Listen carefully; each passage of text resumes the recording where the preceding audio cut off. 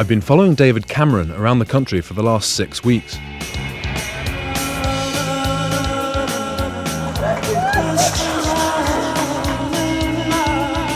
I'd heard that he was trying to rebrand the Conservative Party, and I was curious to know what this might mean exactly. Cameron has described himself as the heir to Blair, and is styling himself as modern and accessible.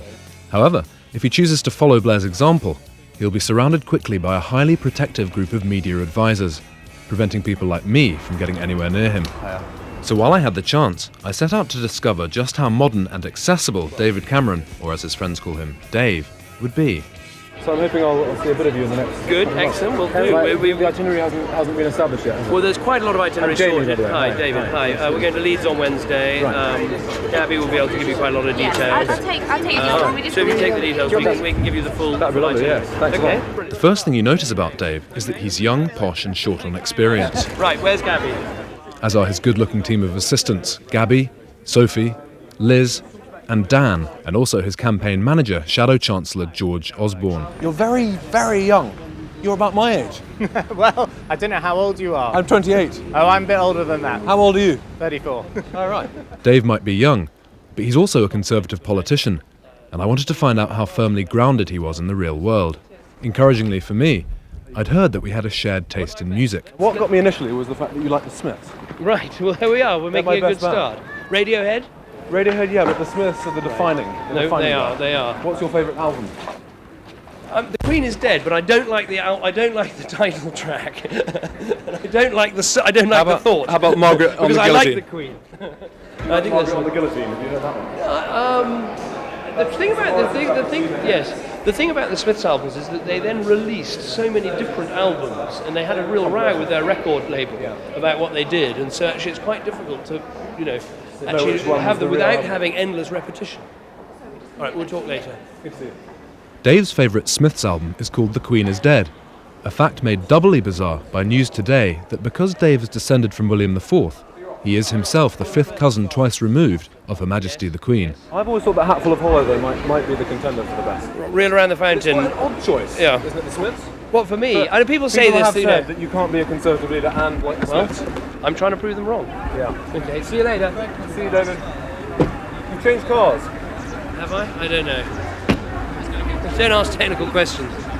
There was something charming about Dave, something earthy and genuine. Oh, good, we've got sandwiches. Excellent.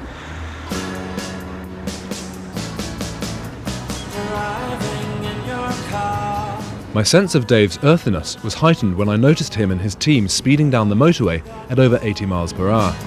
Somehow, Sophie Pym, one of Dave's campaign team, seemed to think that it was my fault that Dave had been speeding. There's no point in you even pretending that you weren't driving like lunatics, because I saw bits of it. And also, if you're going to film the road and the speedo, it's not particularly interesting. I have to say, I was sitting there watching you filming your speedometer.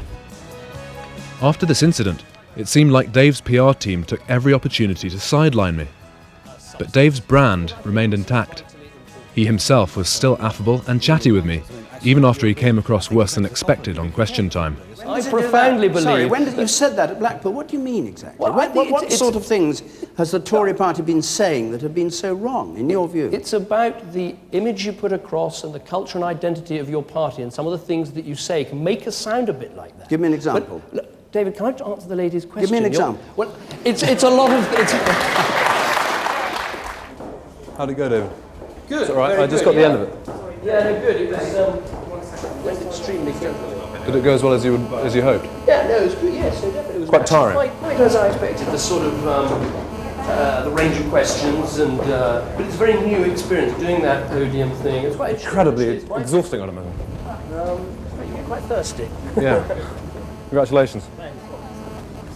Dave tried hard to associate himself with winners, choosing to visit Manchester United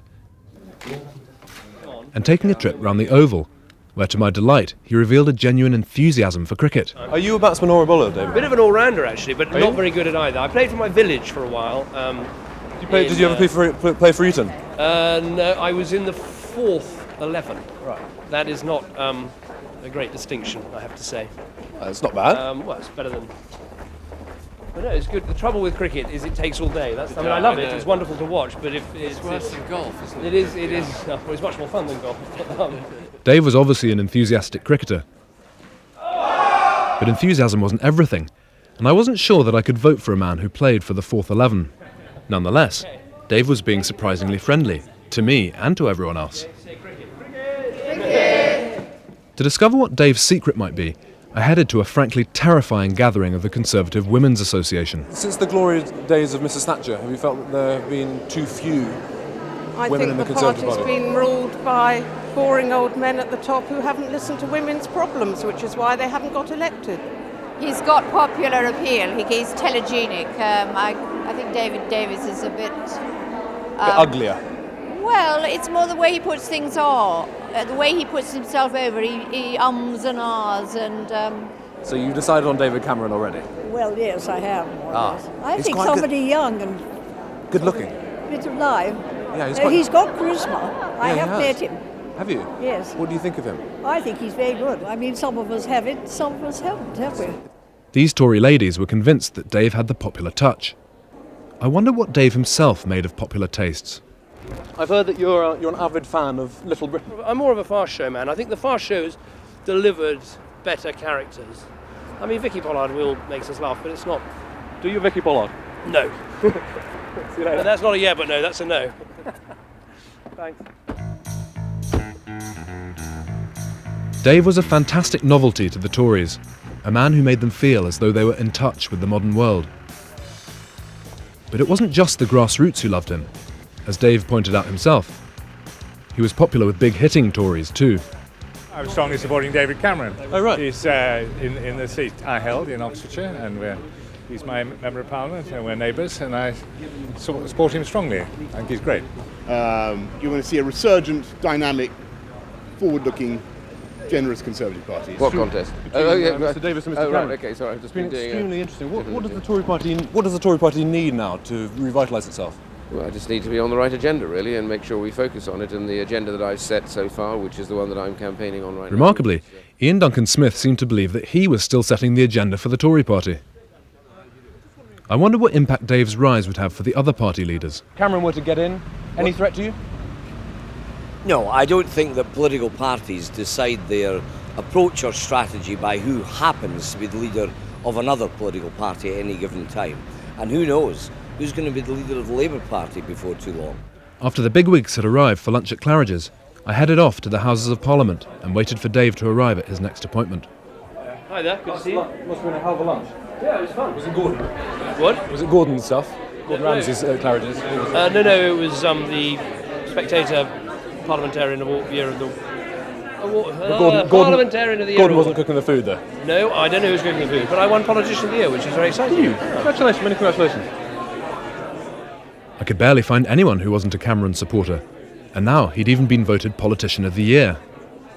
When I bumped into Lord Saatchi, I discovered why. What do you think of this guy? Do you think he's got what it takes? He's electrified the party, hasn't he? Yeah. So we'll see what will happen. Sing me to sleep, sing me to sleep, I'm tired and I... It might have been Dave himself who'd electrified the party, but on the evidence of this speech about economics, it appeared not to be his policies. Sing me to sleep. Whatever you made of his politics, there was no denying that Dave went out of his way to be friendly and approachable. If Michael Howard had ever taken a similar approach, it had all but evaporated now. Mr. Howard, I hear you're supporting David Cameron. Is that right? I haven't said who I'm supporting. you're not You know that perfectly well. Here was a man who knew how to combat probing questions, and I wondered how long it might be before Dave himself would have to take a more robust approach. It was certainly difficult to imagine Howard being exposed to questions about his personal habits. Hi, David. Hi there. Well, All right, I'm thinking that you're trying to give up smoking at the moment. yes, I am. Soon. When's By the date? December the 6th. That December is the the 6th. key. That is the key. Have you tried any other method of giving up? Sort of hypnotherapy or anything? Or? I've tried a few methods actually. Yeah. But nothing's worked yet. No, it has. I gave up for David, just before you get in the car, quick. I thought I detected an air of irritation about Dave, and I wondered whether this was a crack appearing in his affable brand. I managed to track down someone who'd spent 18 months working closely with him as his assistant. I mean, does he have a temper? Well, he could lose his temper like the best of us, but I think probably in his case it's as often, simply because people weren't keeping up with his pace. Well, he was much quicker than other people? I think he was a few steps ahead of most. Right. And his son, Ivan, was obviously very ill. He was spending nights in the hospital and then full days in Parliament. For a period, he had to bring his son into the office. And I remember he was giving a live interview, I think, to Radio 5 Live. And he had the phone in the crux of his neck while he was simultaneously burping poor Ivan, who was trying to get rid of some gas. I was then particularly surprised to receive an email at the same time asking me to go and collect a parliamentary report for him. What, whilst he was doing the interview? Whilst he was doing the interview. Dave was clearly adept at coping under stress. If he were to be Prime Minister, though, he would have to face an even more exacting scrutiny. So far, my annoying questions had been thoroughly frothy. So I hear that you're looking for an iPod for Christmas, David. Yeah, I read that too. Dave had stated he believed in God, and with Tory leadership looming, I wondered if he could be specific about his beliefs. You pop up everywhere. I was just wondering, do you believe that Jesus Christ died to save us from our sins? I think you keep asking this sort of odd questions of me as I wander around places. I think we'll just leave it for a while. Is that it's a yes or no, really, isn't it, Matt? Did you say yes or? The river here, this thing here is one of the biggest nightmares. I think this bridge. It seemed like I'd gone too far, and after this I got my just desserts and was shut out of Dave's campaign for good. Please, can we just leave him be till he walks and then maybe... I'd had 6 weeks of unique access to this most affable of prime ministerial contenders. And now, it occurred to me that I might well have been the very last journalist to have got this close to the real David Cameron. Yeah, Jamie, you're being ridiculous, actually. It is.